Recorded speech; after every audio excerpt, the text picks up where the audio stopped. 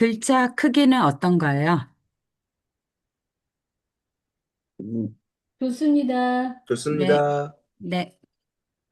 물질 문명과 자본주의가 저희가 이제 1권, 2권, 3권까지 있는데 1권은 벌써 끝냈고 그 2권 교환의 세계하고 아마 3권이 자본주의에 더 물론 자본주의의 그 밑바탕으로서 이런 것들을 설명해 내는 것 같아요. 근데 그 지난번에 발제하신 그 작은 새님이 말씀하셨듯이 뭐 그 페르낭 브로델이 아나락파로서 좀 다르다 뭐 이런 말씀 하셨는데 그 예전에는 아나락파 이전에는 그 역사를 쓸때 뭐 사건 중심 그리고 그 인물 중심이었다면 특히 페르낭 브로델은 그런 하나의 짧은 사건보다는 장기 지속하고 혹은 중기 지속하고 이렇게 지속되는 것들에 더 초점을 두고 사건 하나보다는 전반적으로 사람들 일상생활이 어떻게 되고 그 일상생활 속에서 특히 경제생활이 어떤지에 초점을 두면서 그 정치를 말하는, 그러니까 예전의 역사는 개인 위주고 정치 위주였다면 그 브로델은 아나락파의 한 사람으로서 그래 약간 다른 건 더더욱 경제에다가 더 경제에다가 더 초점을 두면서 글을 쓰고 있습니다.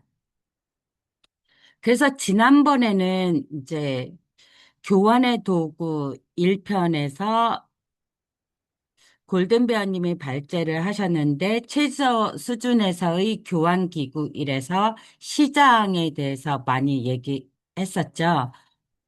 근데 그때도 뭐 장이 열리고 이런 거가 나왔는데 그걸 정기시라고 하는데 그것에 대한 이야기를 많이 하고 있습니다. 이번에는. 그래서 이번 유럽 최고 수준에서의 교환기구. 그래서 97페이지부터 시작합니다. 시장, 상점, 행상의 그 위에 강력한 교환의 상층 구조가 존재하는데 그것은 바로 중요한 교환기구와 대규모 경제의 층위이고 이런 대규모 경제의 층위라고 했을 때 이거는 자본주의의 층위를 말하는 것입니다. 근데 자본주의에 대해서 분석하기 이전에 이제 정기시와 거래소에 대해서 볼 건데요. 지난날이라고 했을 때 뭐 15세기, 16세기, 17세기까지 혹은 그 이전부터 13, 14, 뭐 이렇게 될 수도 있는데요. 지난날 원거리 교역의 핵심적인 기구는 정기시와 거래소였다라고 말하고 있습니다. 그리고 이때 은행의 역할이 점차 확대됩니다. 특히 거래소와 연관해서. 프랑스의 상업재판소가 있었는데 이건 상인의 법규에 따라 상품에 관한 문제에 신속한 판결을 내려줌으로써 상인 계급의 이해를 지켜주는 특권적인 기관이었습니다.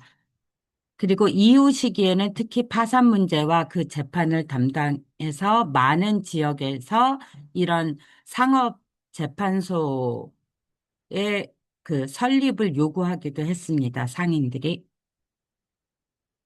18세기 교역이 이제 크게 큰 규모로 커져서 그걸 대교역이라고 했는데 대교역에 관한 도구가 늘어나고 다양해졌어도 정기시와 거래소는 여전히 상업 활동의 중심에 있었다라고 글을 시작하고 있습니다. 전기시, 늘 손질이 필요한 낡은 기구. 전기시라고 하는 거는 전기, 그러니까 기간을 정해놓은 시장이라는 뭐 한국에 뭐 5일장 있고 뭐 10일장 있고 뭐 이런 것처럼 장을 말하고 있습니다. 그리고 정기라는 것은 좀 아까 또 말했듯이 시간을 정해놓고 열리는 시장, 뭐 이 정도의 뜻입니다. 이게 이제 이때 만들어진 게 아니라 프랑스 사람들이 말하기를 이제 로마 시대 이전 켈트족의 대순례 시대로 그 기원을 끌어올렸다라고 할 때 프랑스 역사학자가 이제 그렇게들 주장한다고 합니다. 근데 전기시라는 게 그렇게 오래되었으면서도 늘 살아있는 제도로서 상황에 잘 적응해 왔다. 그래서 이들이 맡은 역할은, 정기 씨가 맡은 역할은 일반적으로 교환이 너무 좁은 한계 내에 갇혀 있을 때 그 제약을 깨는 것이다. 그러니까, 정기 씨가 나중에는 뭐 그 한 지역뿐만이 아니라 다른 나라와도 연관해서 그런 세금을, 세금의 혜택을 받는, 그러니까 면세의 혜택을 받으면서 나라와 나라 사이에서도 정기시가 일어나기도 하는 것을 말합니다. 정기시는 때가 되면 무대 장치를 세웠다가 축제가 끝나면 철거한다. 그래서 노르망디의 팔레즈가 아마 그 궁전이란 뜻인가 봐요. 그래서 파장 후 다음 장까지의 기간에는 잠자는 숲속의 미녀의 궁전이 되고 만다라고 하는 걸 보니까 이 노르망디의 팔레즈는 숲속에서 이렇게 열리는데, 그래도 그 브로델이 모든 글에 이렇게 되게 위트 있게, 재밌는 표현들을 해서 잠자는 숲속의 미녀, 이거 하나를 적어봤습니다. 각각의 정기시는 아까 또 말했듯이 나름대로의 리듬, 달력, 지침을 가지고 있습니다. 근데 이 도시에서 전기시가 벌어지기도 하는데 이랬을 때 그 도시가 전기시를 이용해서 더욱더욱 그 도시의 경제나 도시의 발전에 이렇게 사용되기도 하고 어떨 때는 도시가 약할 때 오히려 전기시에게 먹혀 들어가기도 하고 그런 역학적인 관계가 있는데 그 밑에 질서 유지를 위해서 기병대가 모두 동원되더라도 질서 유지를 못할 때도 있습니다. 그러니까 각각의 이제 전기시마다 다 다른 거죠. 이탈리아, 스위스 캉통, 네덜란드 등지의 회사를 대표하는 외지 상인들이 보통 이제 어떤 시내에 처음에 왔을 때 점진적인 식민화를 행한다고 합니다. 그래서 이 외지인들은 대개 가문의 차남 이하의 사람들로서 단순한 그 거류권, 그러니까 거기에 거주하는 정도의 권리만을 갖고 시내에 정착했다가 그 다음에는 시민권을 얻고 그 다음에는 그들이 지배자로서 명령하는 식민화를 어, 진행시키기도 한다고 합니다. 근데 정기시는 마치 도시의 축제 같은데 그래서 곧 소음, 소란, 노랫소리, 민중의 오락은 물론이고 뒤집힌 세상, 무질서, 그리고 때로는 대소동을 의미했다고 합니다.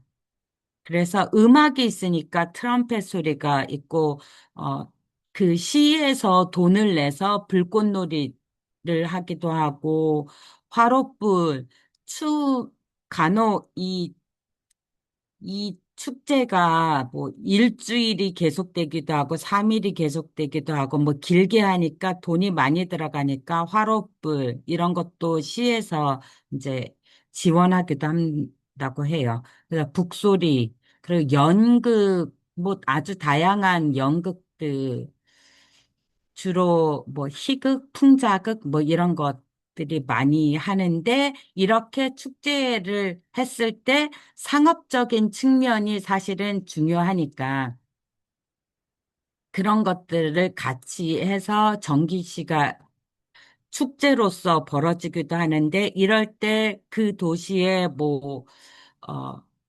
유명한 뭐 귀족 같은 사람들이 그 앞에 퍼레이드 할 때 그 뭐 앞에 나오기도 한다고 해요. 음, 귀부인들과 뭐. 정기시의 변천. 정기시는 상인들과 일반 민중 등 누구나 올 수 있다. 이렇게 오픈돼 있고, 간혹 어떤 곳에는 3주일 동안 계속되는 데도 있고, 사흘만 열리는 곳도 있고, 아주 다양하다고 합니다. 경제적인 관점에서 보면, 어, 잠깐만요. 이, 이게 자꾸 줌이 이상하게 나와서,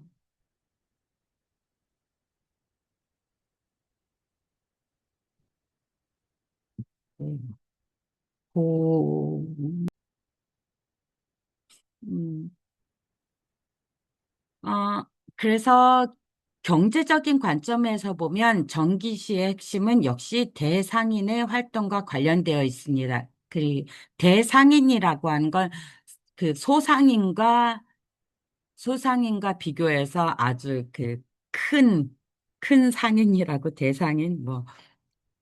근데 정기시야말로 크레딧을 발달시켰다고 합니다. 마지막에 집을 기간을 두지 않는 정기시는 없다고 합니다. 그러니까 마지막에 그 물건이 남았을 때 다음, 다음 정기시 때 돈을 받기로 하고 그 물건들을 이제 떠넘기는 거죠. 그랬을 때 환어음, 어음 교환 뭐 이런 것들이 있는데 데포지토라는 말이 바로 이제 이 부분입니다. 아직 해결되지 않은 부채의 많은 부분을 다음번 정기시에 떠넘기는 방식. 그래서 1년에 평균 10%의 이자를 책정하고 이런 데포지터의 방식으로 크레딧을 창출했다고 합니다.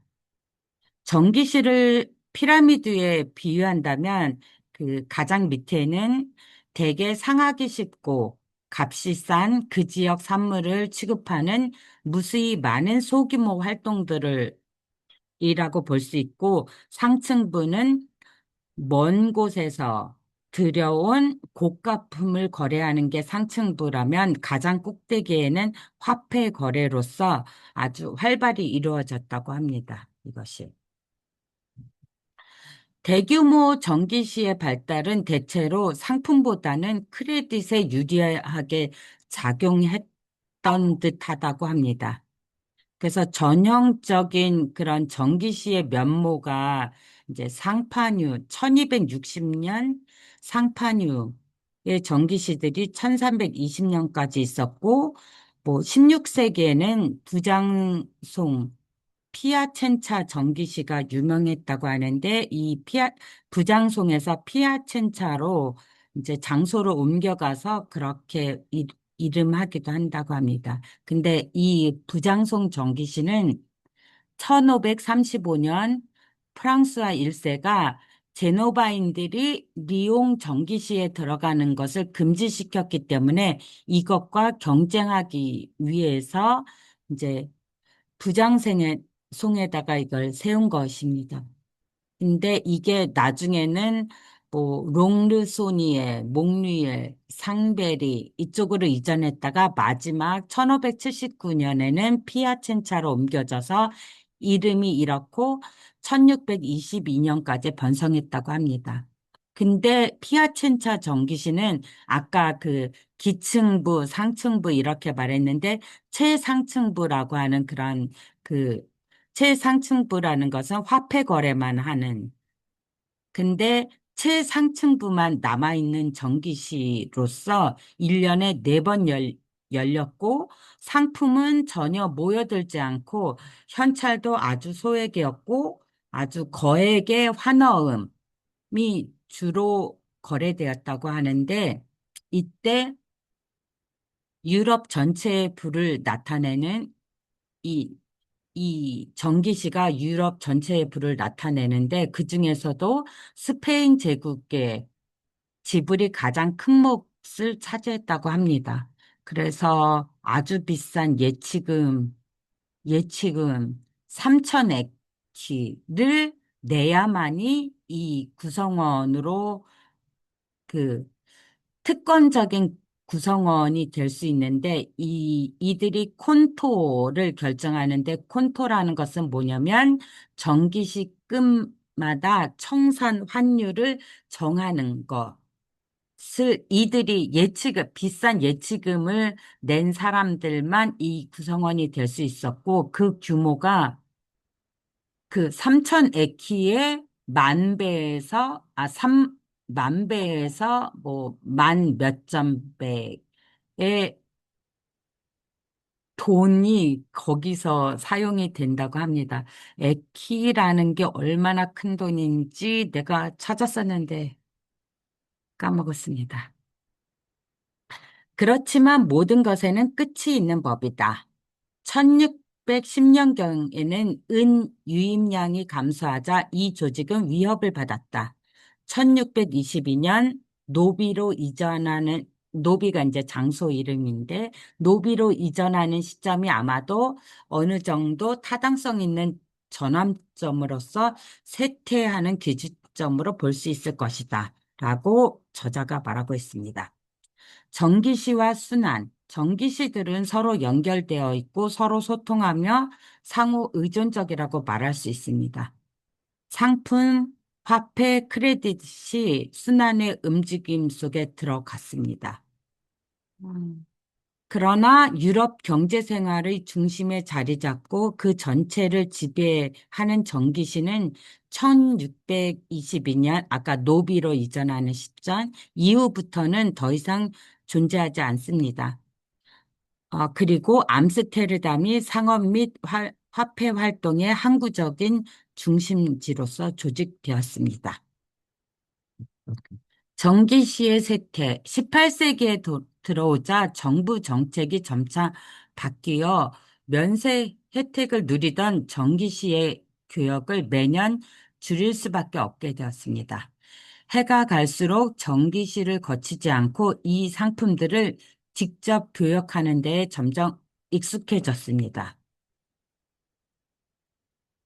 근데 이제 그 구른의 밑에 19세기에 등장하게 될 러시아의 니즈니 노브고르드 전기시가 있고, 뭐, 놈브레데 디오스 전기시, 이거는 저쪽, 남미 쪽에 있는 거가 이런 전기시가 있기도 한데, 이런 전기시들은 오히려 그 경제가 그냥 유럽처럼 자본주의화 혹은 식민지 건설한 것 이런 것들을 못 따라가는 곳에서는 오히려 전기시가 이렇게 이제 거대한 전기시가 나타나기도 했다는 것입니다. 그러니까 전기시의 쇠퇴는 결국 가속화된 경제 발전을 쫓아가지 못함으로 그런 현상이 반, 나타나는 거죠. 음.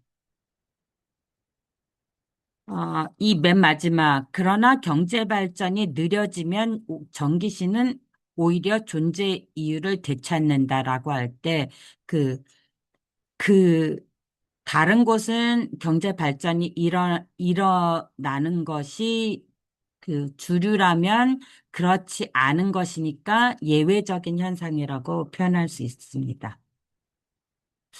창고. 창고는 이제 여러 가지 창고가 있는데 그 물건을 쟁여놓은 그 보관하는 그런 창고를 말하는 것입니다. 전기시가 감지할 수 없을 정도로 느리게 쇠퇴해 가는 것은 많은 문제를 제기한다. 첫째, 16세기 말부터 17세기 초까지 상업 활동의 중심지가 피아첸차 전기시였다가 암스테르담 거래소로 된 것은 분명하다. 이 대체는 하루아침에 이루어지지 않았다. 암스테르담의 거래소는 거대한 자본시장을 완전히 장악하고 상품의 움직임 또한 아주 높은 곳에서부터 지배하고 있다는 것을 표현한다. 상품에 들어가는 게 아시아의 후치와 향신료, 발트해 연안 지역의 곡물과 기타 산물 등등.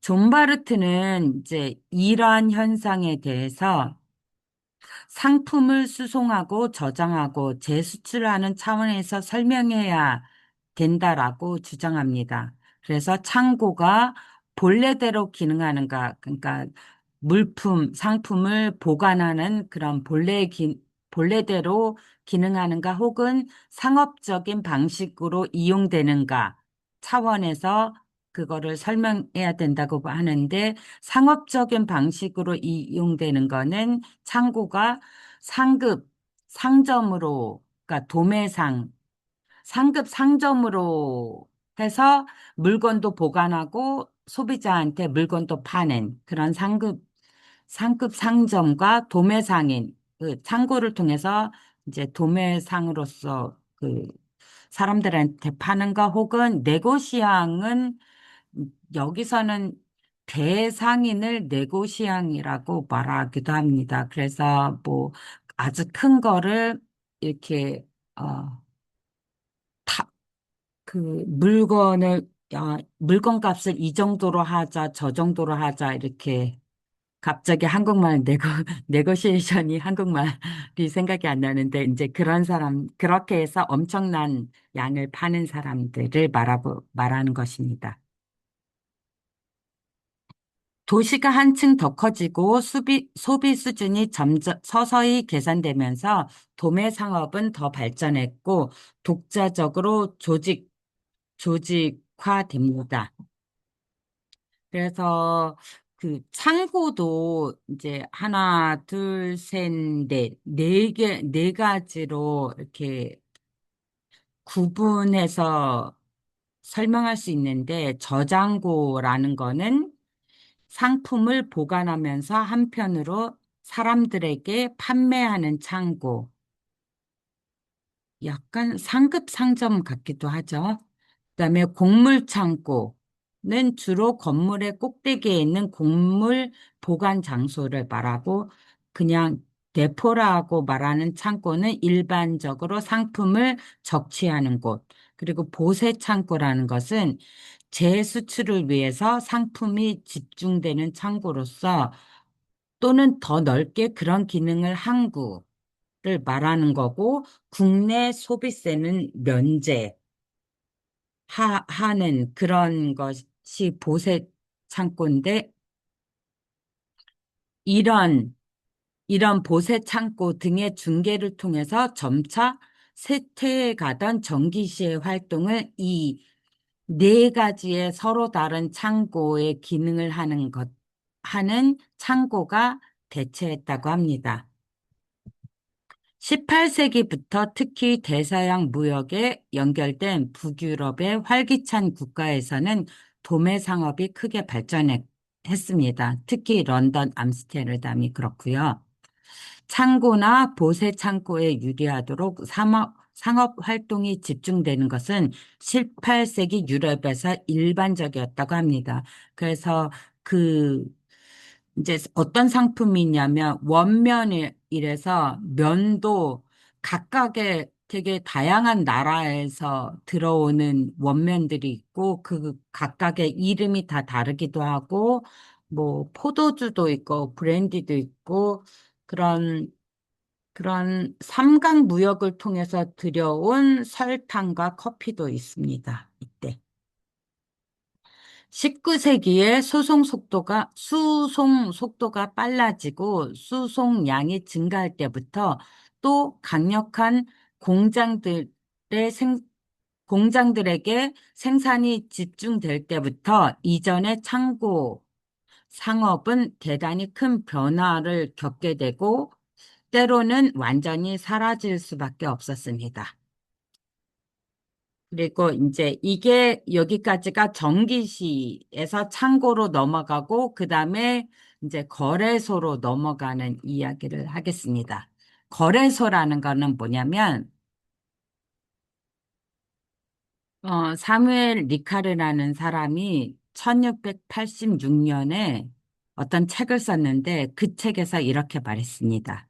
은행가, 상인 및 대상인, 그리고 환전상의 대리인과 은행가의 대리인, 중개인 등과 같은 사람들이 만나는 곳이다.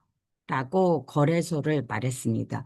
부르게에서 유래했다고도 하는데 부르게가 부르겐지, 부르헨지, 여하튼 책에서는 부르게라고 말하는데, 부르게라는 이제 장소에서 이런 것들이 많이 처음에 이제 눈에 보이게 이제 이런 모습을 보였었나 봐요. 그래서 거기서 유래했다고도 하고요.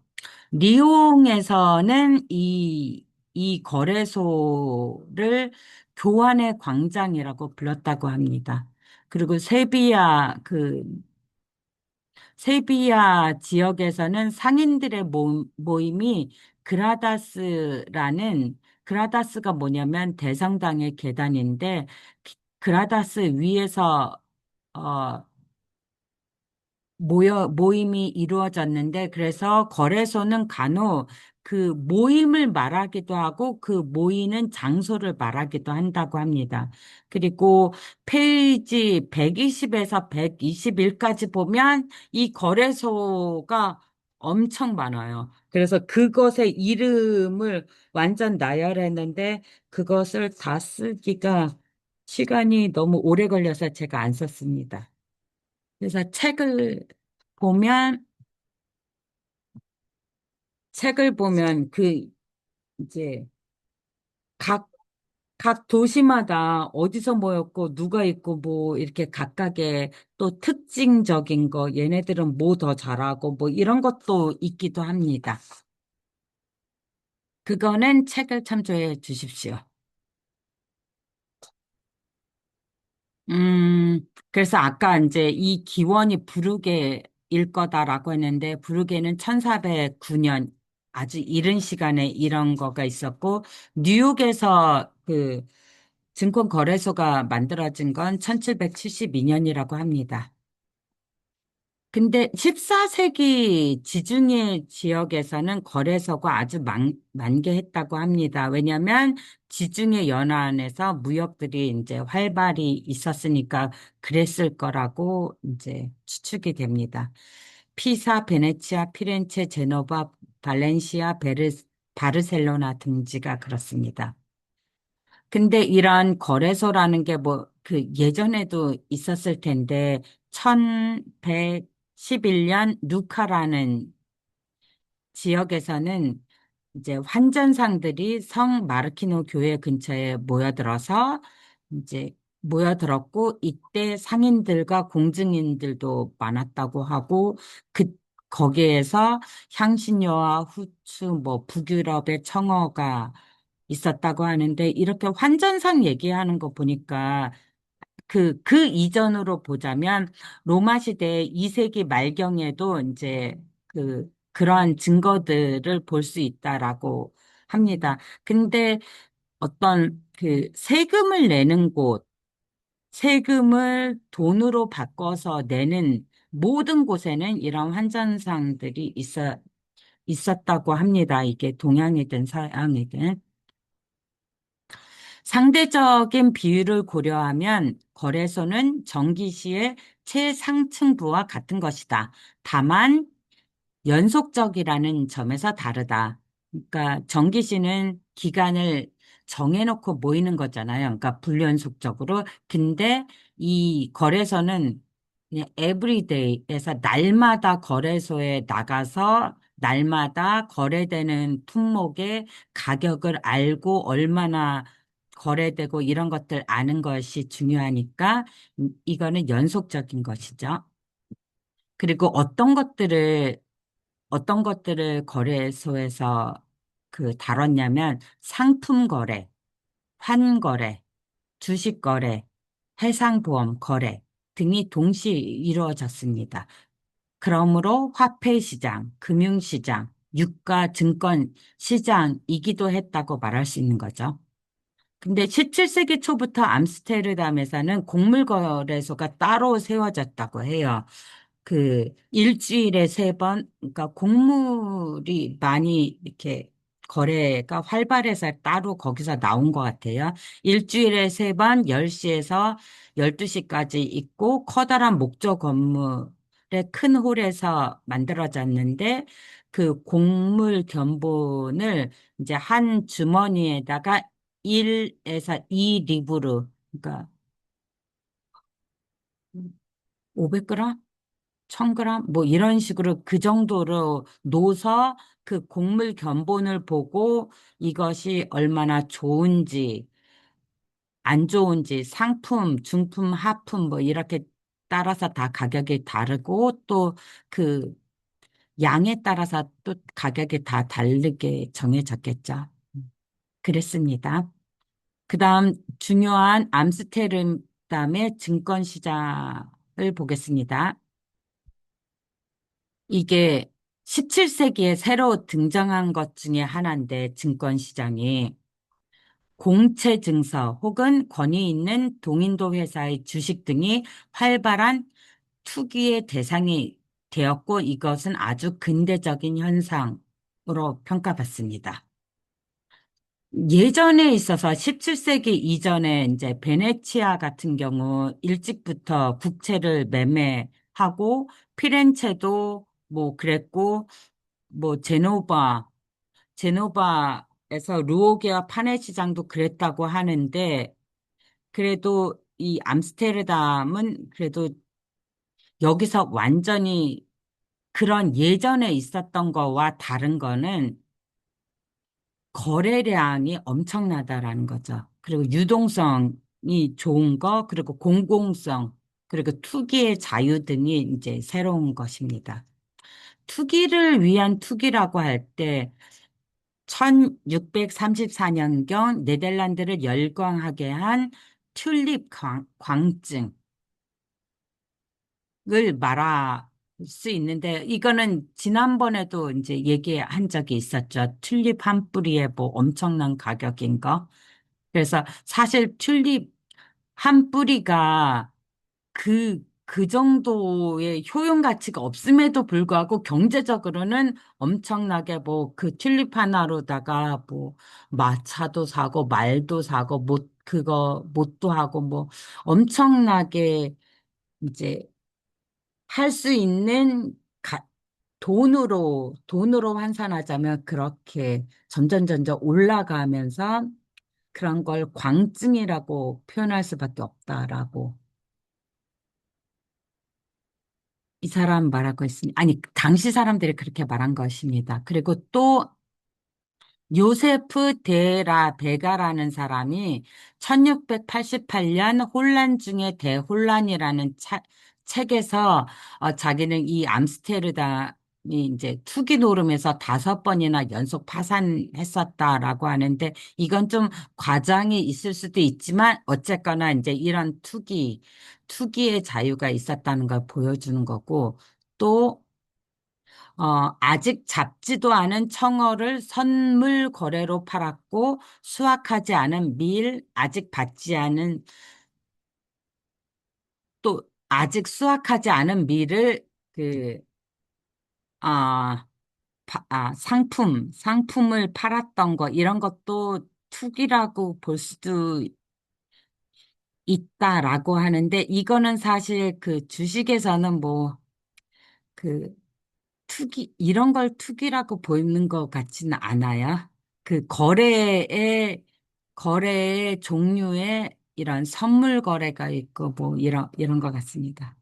그다음에 17세기 초 동인도 회사 주식을 상대로 한 이자크 르 메르의 파렴치한 투기 이런 거가 진짜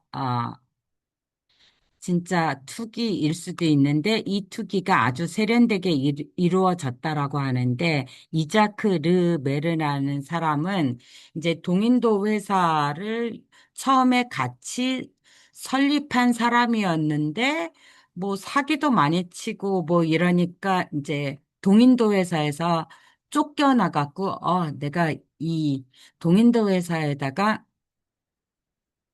복수를 해야 되겠다 하면서 뭐 공매도 실제로 그 주식이 없지만 그런 공매 없는 주식을 먼저 팔고 동인도 회사의 주가를 떨어뜨리고 얘네들은 그 어, 주, 이사회가 별로 클리어하게 경영하지 않는다. 뭐 이런 실제로 그러기도 했다고 하는데 그런 여러 가지 뉴스를 퍼뜨려서 그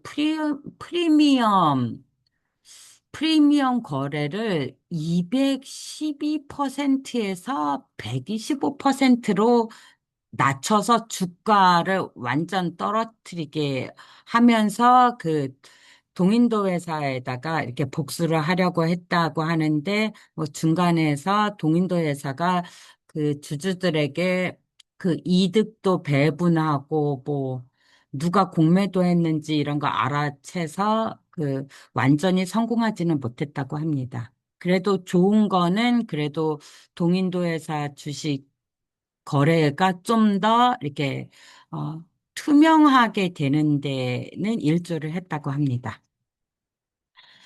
음, 어, 이렇게 이제 투기도 하고 이러는데 그래서 중개인들이 거래소 일에 끼어들어 중개인들은 부를 쌓는 반면 상인들은 가난해진다는 투의 말이 이제 오래전부터 사람들 사이에서 회자됐다고 합니다. 근데 암스테르담 그 거래소는 한 차원 높은 단계의 조작을 하기에 이르렀는데 여러 진영이라고 하는데 이제 여기서 두 진영을 보여주는데요. 그 진영을 로터리라고 말하기도 한다고 합니다. 어, 우선 한 편이 가격을 높이려고 하면 다른 한편, 그 대항 진영이 가격을 내리는 역할을 한다고 합니다. 그랬을 때 대중 투자자들은 개미라고 말할 수 있는 일반 사람들은 마음을 정하지 못하고 흔들리다가 어느 한편을 따라간다고 합니다.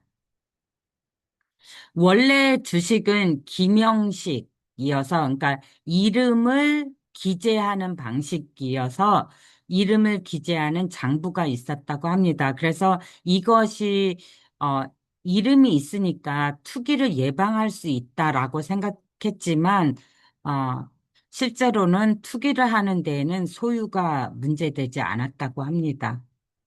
그래서 나중에는 지참인 소유 주식 이래서 그 주식을 소유하고 있는 사람이 주식만 가지고 오면 뭐 그것도 인정해주고 뭐 그랬다고 하고요. 그런 이런 매매를 할 때 백색 매매라는 것이 있다고 합니다. 백색 매매는 본인이 가지고 있지 않은 주식을 매매하는 것이죠. 그러니까 공매도 같은 거라고 보여집니다. 그 아까 이자크 르메르가 한 것 같은가? 그리고 프리미엄 거래라는 것은 더 복잡하다고 합니다. 그래서 저는 알아볼 생각도 안 했습니다. 투기의 액수가 대단히 크고 폭발적이며 엄청난 규모였는데 왜냐하면 투기를 대자본가만이 하는 것이 아니라 여기에 소시민도 가담했기 때문에 그렇다고 합니다. 거래소 근처에는 카페들이 즐비했는데 이제 카페가 그 예, 우리 일권할 때 보면 카페가 그 모든 나라들의 카페들이 많이 생겼잖아요. 따뜻하고 그러면 그 카페에 주식 투기꾼이 들어가는 거예요. 주식 투기꾼이 들어가서 그 커피 마시고 있는 사람들한테 다가가서 어제 그거 주가가 얼마였고, 몇 개가 거래됐지, 뭐 이러면서 수첩에 끄적끄적 하면서 하면서 마치 전문가처럼 보이게 해서 그 카페에 온 손님들한테 다가가서 그 소액 투자를 끌어들였는데 이것을 소액 증권 거래라고 볼 수 있지 않겠냐라고 저자가 말합니다. 이럴 수 있었던 이유는 이 시대는 아직 주식 가격 공시가 없었고 또 소시민들에게는 거래소에 들어갈 자격이 없었다고 합니다. 어, 들어갈 수, 그래서 이 중개인들이 접근하기 쉬웠다고 합니다. 투기라는 것이 이제, 결국은 투기라는 말 자체가 이거를 투여해서 기회를 얻을 수도 있고 못 얻을 수도 있고 그리고 또 거액이 걸려 있기도 한데 루이 그레필이라는 이 중개인은 되게 침착하게 이런 일을 되게 잘했다고 하는데 그 이유는 남의 돈이었기 때문이다라고 말하는데요. 근데 이 사람이 뭐 각 나라에 되게 그 돈 많은 사람들이 이제 중개인들한테 돈을 맡겨서 이제 투기를 하는데 이 사람이 정보가 너무 중요하잖아요. 그래서 개인 돈을 주고 그런 정보를 빨리 얻을 수 있게 이제 했다고 해요. 그래서 성공하기도 하고, 그래서 그 정보를 얻기 위해서 뭐 어떤 사람들은 전쟁에다가도 그 정보원을 보내기도 한다고 합니다. 그 전쟁이 이겼는지 아니 졌는지에 따라서 주가가 이제 가격 차이가 확 올라갈 수 있으니까. 그리고 페이지 133에 보면 그림으로다가 프랑스 은행의 성장을 보여줬는데 사실 프랑스는 다른 나라에 비해서는 좀 그 거래소라는 게 별로 활발하게 이루어지진 않았는데 여기 표가 있습니다. 런던에서 모든 것이 다시 시작되다. 그 1695년 런던에 왕립교환소가 설립됩니다. 그리고 이 왕립교환소에서 공채와 동인도 회사 주식 그리고 영국 은행 주식의 거래가 시작됩니다. 그 안에 있던 그 증권 거래소가 왕립교환소 안에 있던 증권 거래소가 그 앞으로 교환소 거리로 나가게 되고 그 지역이 거의 다 이제 교환소 거리로 책에 그 사진이 있습니다. 얼마나 광활한 그 앞에 다 그 지역이 그런지. 그리고 카페들이 많았고 그랬을 때 이곳이야말로 음모와 세력의 중심지였다라고 표현하고 있습니다. 네, 전반적으로 런던은 그 암스테르담의 관행을 시차를 두고 재현했다고 보고 풋 이래서 히읗이 아니라 뭐 시옷 받침이어야 될 것 같아요. PUT, 리퓨절, 불, 베어, 리스카운터, 레임더 뭐 이런 말이 다 이제 그 이런 거래소에서 쓰이는 말인데 레임덕이라는 거는 이제 그렇게 거래를 했는데 돈을 갚아야 되는데 그 갚을 돈이 없어질 때에 레임덕이라고 말한다고 합니다. 중개인의 그 비용, 중개인이 그 돈을 받고 이런 일들을 할 거 아니에요. 근데 1697년부터는 그 매매가의 8분의 1%를 받았다고 합니다.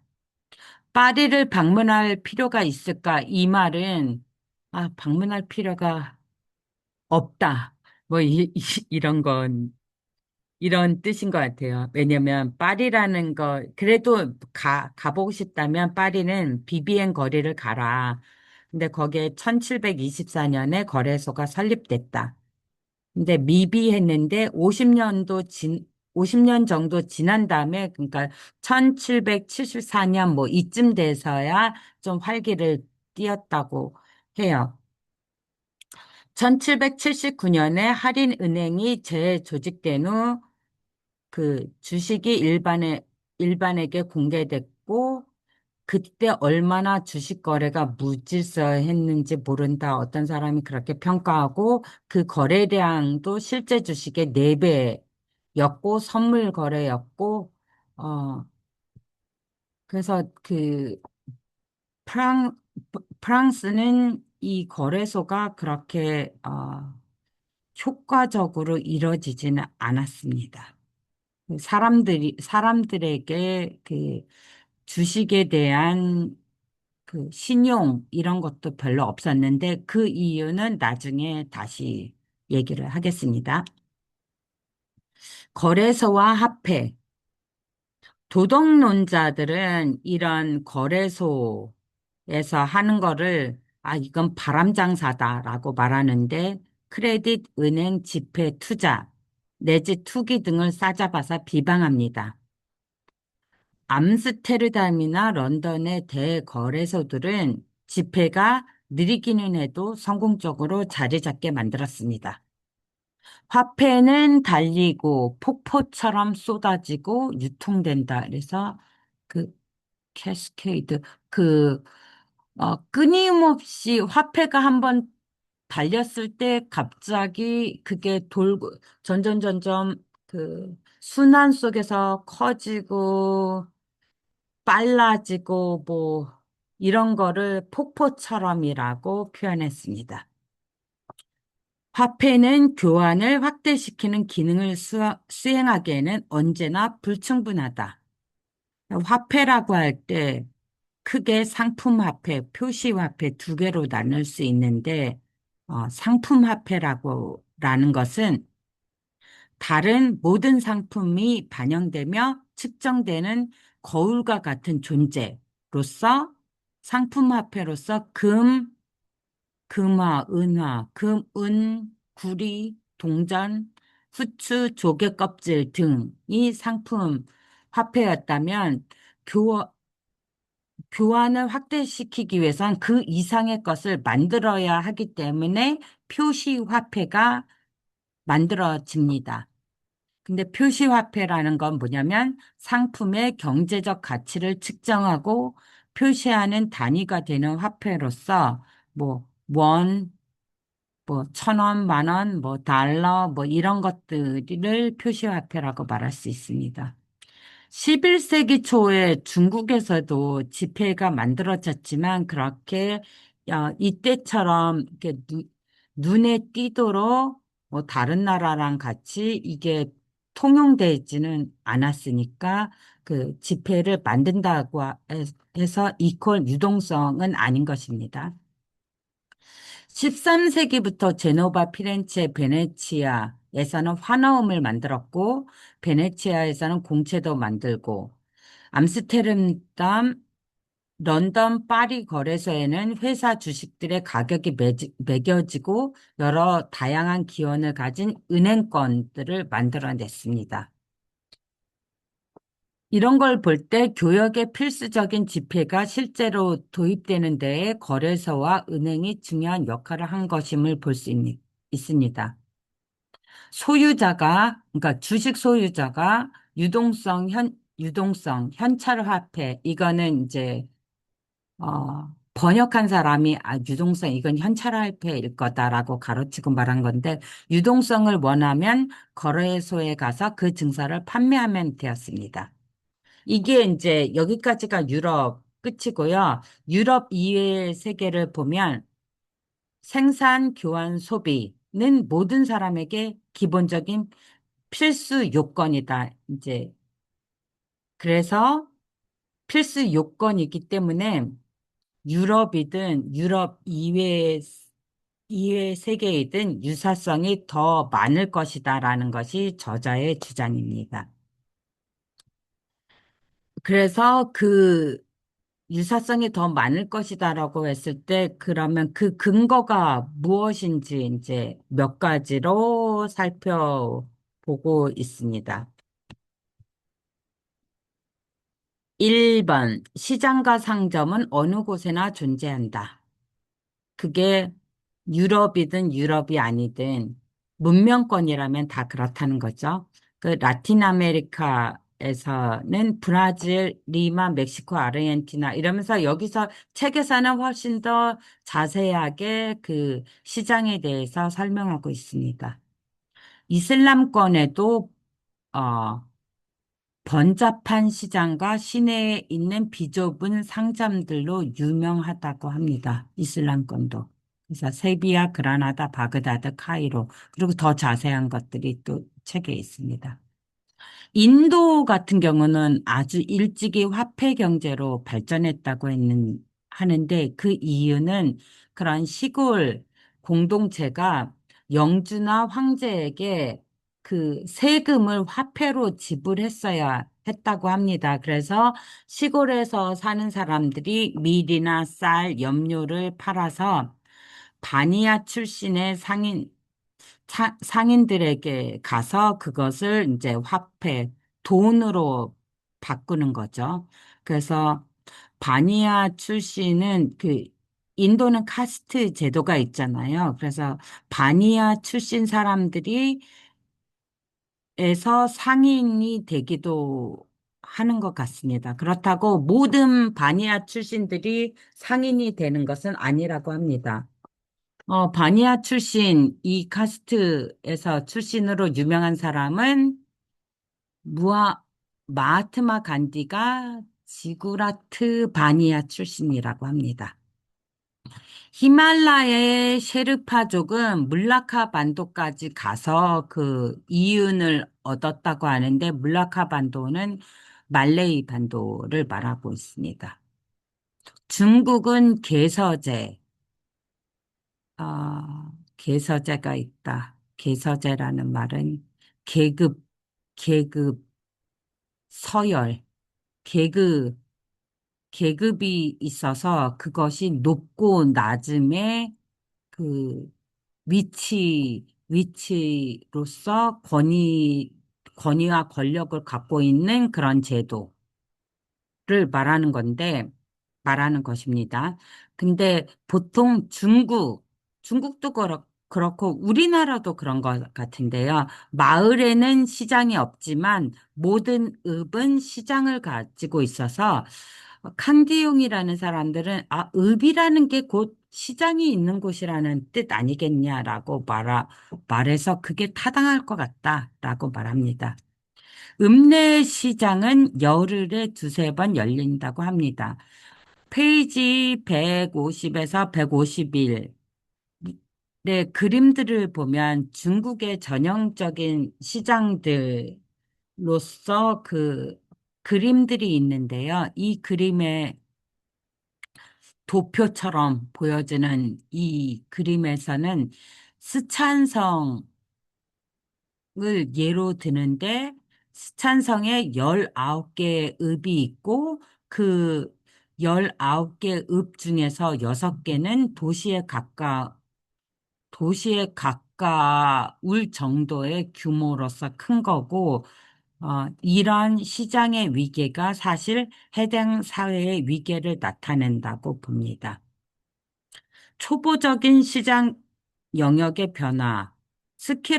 스키너라는 사람이 그, 이런 시장의 기본 요소의 평균 면적, 읍내 시장을 중심으로 하는 면적이 가변적이다라고 말했는데 그건 너무 당연한 거 아니냐. 왜냐하면 시대가 지남에 따라 일구 밀도도 변화할 테니까 그러면 각 지방의 면적이 변하는 건 당연하다. 뭐 이 정도고 뭐 10명일 때는 몇 킬로, 20명일 땐 몇 킬로 뭐 이런 이야기들을 하고 있습니다.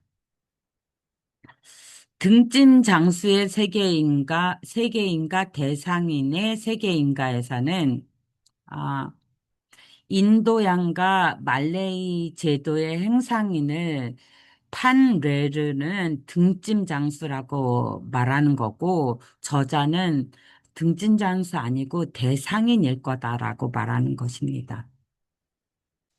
그렇게 서로 의견이 다른데요. 판레르가 이걸 등짐 장수로 얘기한 건 어떤 배에 보니까 그 되게 각각의 나라의 사람들이 서로 다른 물품들을 내리는 것을 보고 이제 등짐 장수라고 생각한 거고, 이 저자는 대상인이다. 왜냐하면 혹은 등진 장수보다는 더 높은 수준의 상인이다.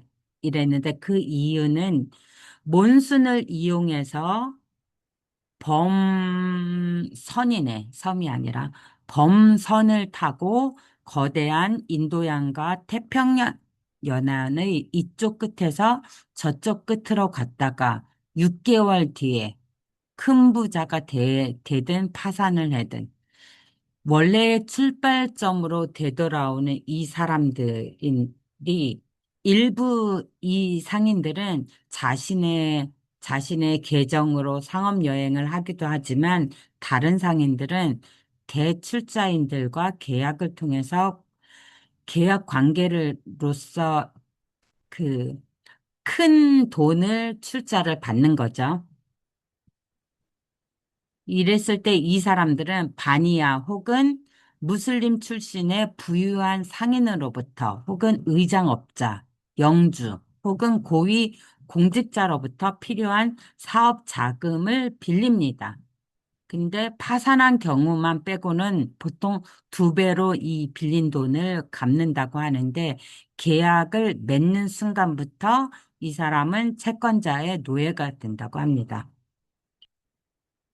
또 아르메니아 상인들이 있는데 이 사람들도 몬순을 이용해서 항해를 했다고 합니다. 페르시아와 인도 사이를 오가면서 에스파한의 대상인을 위한 대리인을 겸한 상인으로서 튀르키예, 러시아, 유럽, 인도양 등지에서 활약했고 그 어떤 수익을 얻으면 그 수익의 4분의 3으로 갚았다고 합니다.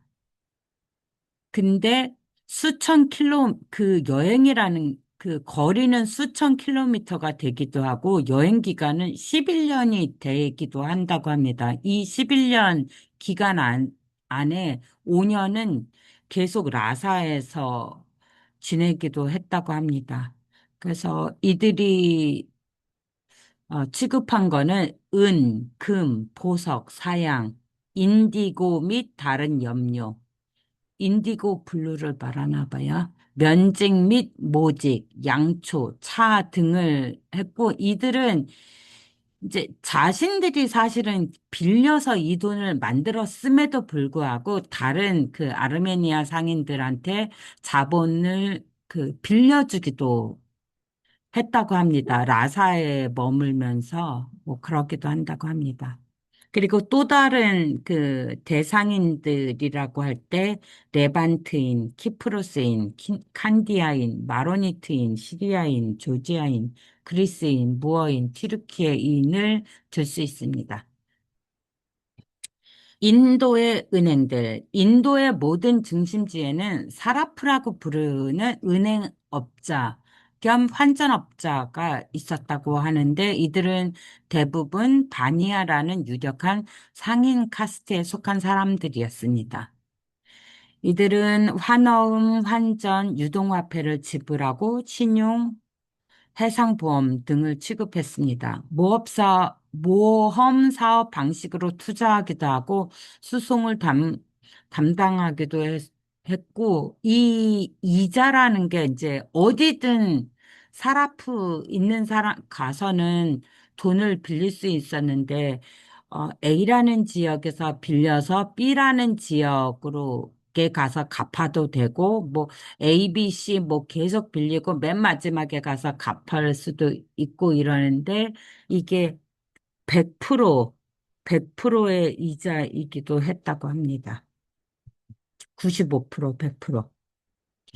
거래소가 거의 없는 대신 정기시가 많다. 다만 중국에는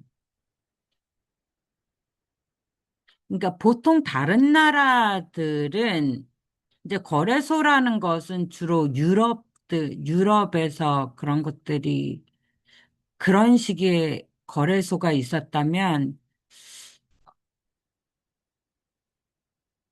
거래소는 그렇다 치더라도 정기시는 이런 유럽이 아닌 지역에도 되게 많았었는데, 근데 중국은 정기시가 존재하기는 해도 아주 드물다는 점이 이상하다라고 말하는데, 그거는 아까도 말했듯이 이제 정기, 중국의 행정력이 이렇게 중앙 집권제여서 그게 더 가능했던 것 같습니다. 이따가 다시 또 설명하겠습니다.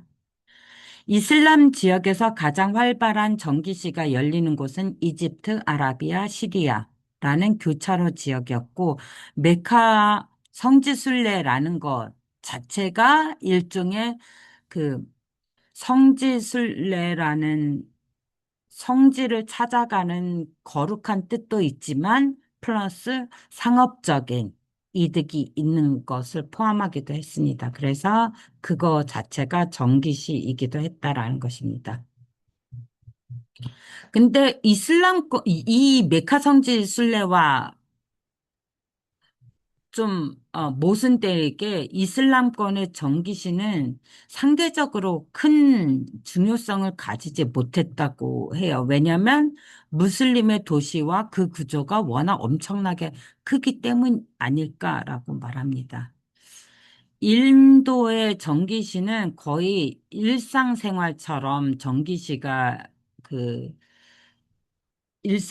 일상생활 처럼 활발했는데 마치 고대적인 물물 교환 상태였다고 합니다. 그리고 각각의 종교마다 각각의 정기시가 있었다고 합니다. 뭐 힌두교, 뭐 다른 종교, 뭐 자이나교, 뭐 각각의 종교마다 정기시가 있었다고 해요. 말레이 제도가 이제 특출난데 좀 아까 그 일에서 대상인이라고 부르는 이유이기도 한데 몬순의 리듬에 따라 장기간에 걸쳐 정기시가 열렸습니다. 국제 항해를 통해서 네덜란드 상인 등들의 오랜 회합이 수개월 동안 계속되기도 했는데 그러니까 수개월 동안 회합이 계속되니까 정기시도 수개월 동안 계속되는 것입니다. 그래서 다양한 언어와 화폐가 거래되었고 이래서 이 정기시가 거래소의 역할도 했습니다. 이 제도에서 중국인들이 고리대금업을 했습니다. 이 중국인들은 몬순이 불기 전에, 즉 배가 도착하기 전에 시골의 이곳저곳을 돌아다니면서 구매를 하고 마치 현지 대리인처럼 그렇게 구매를 하고 배가 도착하면 정기시가 시작되고 그런 구매한 것들을 팔고 그 판 것들이 점점 줄어들면 처음에 빌린 큰 집을 빌려서 살다가 물건들이 줄어들면 점점 작은 집으로 이렇게 옮겨가면서 이제 비용을 절감했는데 그런 일들이 거의 끝나면 또 노름을 끝내주게 열심히 했다고 합니다. 근데 이거는 말레이 제도에서의 중국인들이고 실제로 중국은 정기시가 있기는 있지만 그 정부의 철저한 감시 속에서 정기시가 있었다고 해요. 어, 중국이라는 나라가 행정적으로, 정치적으로 하나의 단위를 이루고 있고 활기찬 시장의 연쇄망을 가지고 있기 때문에 정기시가 없어도 그 경제 활동을 하는데 별 무리가 없었던 것으로 보인다고 평가하고요. 그런 불교나 도교 사원과 연관해서 연중 축제 때 이제 정기시가 열리기도 했다고 하는데 청나라 때는 이러한 정기시를 회장, 그러니까 모이는 것 또는 낭회라고 불렸다고 합니다. 마침내 18세기의 광저우에 유럽인과의 교역을 위한 전기실을 두 곳 열었다고 합니다. 그러면 마지막으로 그 유럽과 나머지 전 세계는 동등한가? 라는 질문을 할 때 이런 거는 세계사의 고르디아스 매듭인 것 같다.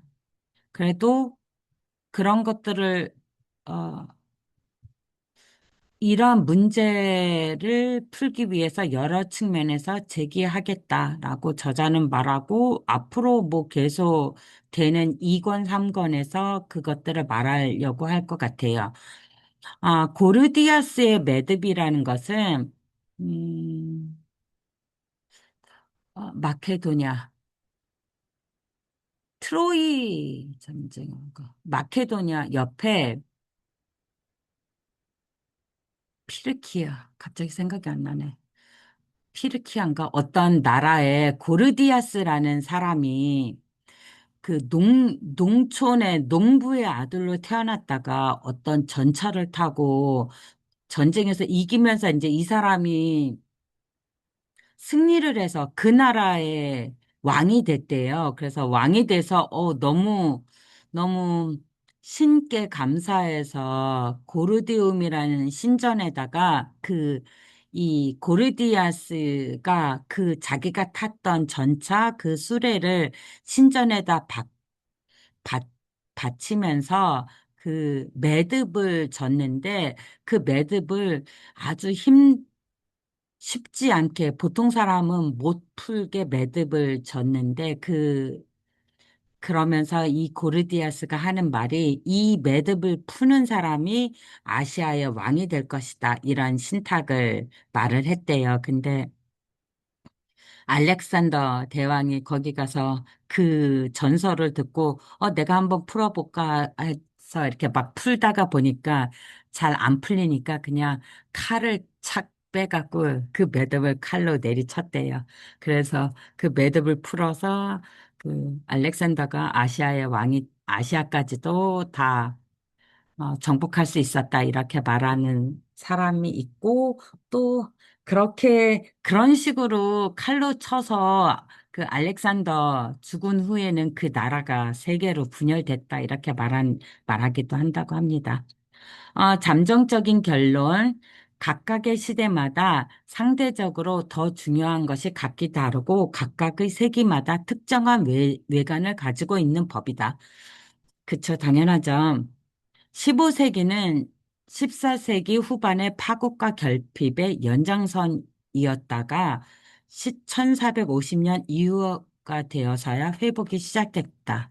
전기신화 시장은 교역을 다시 활성화시켜 작동시키는 데 힘을 발휘했다. 공산품 가격은 오르고 농산품 가격은 하락했다. 이런 식으로 도시가 농촌에 대해 승리를 거둔다. 어, 레이몽드 로베르라는 사람은 16세기가 전기시의 전성기였다고 말했는데, 저자는 16세기의 전진이라는 것이 전기시에서, 전기시에서 거래소로 현찰과 크레딧이 이전되는 우월한 유통의 영향 아래 위로부터 조직되었다라고 봅니다. 꽤 높은 수준에 있는 국제적 유통이 있었고 그 후 이것은 속도가 복잡해지다가 오래가지 못했다고 봅니다. 17세기에는 상품을 통해서 모든 것이 다시 작동했다. 기본적인 밑바탕에서 교환이 증가한 데 그 원인이다. 그리고 상점에서 그런 것들을 해결하고 계몽주의 세기 18세기의 재출발과 약진. 핵심 사항은 체제에 균열이 생겼으며 그 균열이 점차 커져갔다는 것이다. 그 어느 때보다도 시장에 대항하여 반시장이 작용했다. 어, 이 사람은 반시장이라는 말을 사거래, 뭐 이런 말보다 더 뭔가 혁명적인 것 같아서 그 말을 더 좋아한다고 합니다. 정기시에 대항하여 창고와 보세 창고, 교역이 증대한다. 거래소에 대항하여 은행들이 번성했다. 경제 생활의 상부 구조와 하부 구조 사이의 관계는 어떤 걸까? 이제 앞으로 계속 이제 얘기할 것 같습니다. 1720년 영국에서는 남해 거품이라는 사건이 생겼고 프랑스에는 존 로 체제 실험이 있었습니다. 그 비슷한 건데 남해 거품 사건은 지난번에 차니슬님이 말했었던 것 같아요. 그쵸? 그 영국 총리가 뭐 자기가 그 남해라는 회사를 세웠고 그래서 영국의 부채를 남해라는 회사가 사들여서 어, 그 남해가 뭐 아프리카 뭐 다른 나라 식민지 거래권을 사들여서 남해라는 회사의 그 주가를 엄청나게 높이 오르게 했는데 잠깐만요. 제 또 줌이 가끔 이래서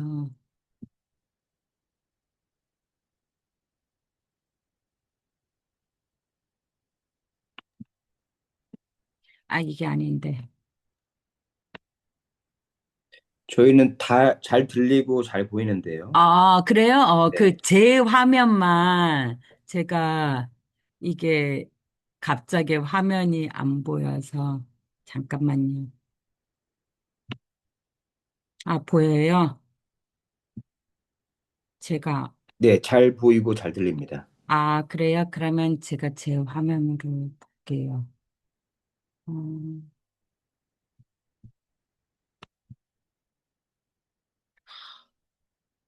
어,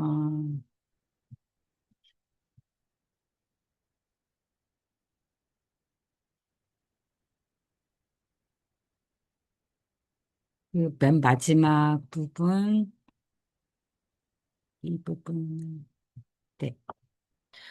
그래서 그 남해 거품 사건이라는 건 그래서 그 주가를 엄청 올렸는데 실제로 남해 회사가 그 정도의 돈을 못 벌어 들이니까 그래서 이제 주가가 떨어져서 그런 걸 남해 거품 사건이라고 말하고 프랑스에서는 존 로 체제의 실험이라 그래서 그 로 체제의 실험 이렇게 말하는데 그거를 미시시피 버블이라고 말하기도 하고, 어,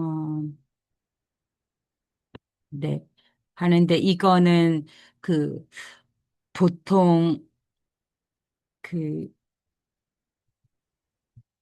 존 로라는 사람이 좀 특이하게 그 뭐 천재적인 금융가다 뭐 이렇게 말하기도 했는데 그 프랑스라는 게 그 왕들이 루이 14세 뭐 이후로 너무 호사스럽게 왕들이 호사스러운 생활을 하고 그래서 돈이 없으니까 재무대신들은 긴축 재정을 하니까 점점 이제 그 경제적으로 힘드니까 이때 그 오를레앙 공작의 왕이 됐을 때 로라는 사람이 그 사람들이 갖고 있는 땅 뭐 이런 걸로다가 해서 돈을 발행할 수 있다.